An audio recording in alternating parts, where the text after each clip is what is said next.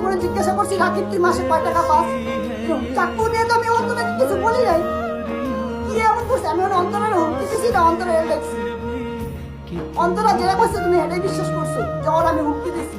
তোমার চ্যালেঞ্জ থেকে যে টাকা পাও আমি কখনো চাইছি?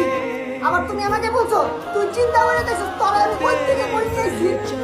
তুমি ইউটিউব তোরা বাড়ি করছো, তুমি ইউটিউব তোরা গালি করছো, আমি এগুলো কিচ্ছু কই নাই। আমি তোমার থেকে টাকা নেই নাই রাকিব। তুমি আমার অনেক খারাপভাবে হ্যারাসমেন্ট করছো। দুঃখ সবার মনে আছে, কেউ তো প্রকাশ হয় কেউ তো প্রকাশ হয় না। জুতো মেরে গুরুদান করলে লাভ নেই রাকিব। তুমি একদিন বুঝবে যে কি হারাইছো, একদিন বুঝবা। বেশি কিছু করতে চাই না, ভুল হয়ে গেছে।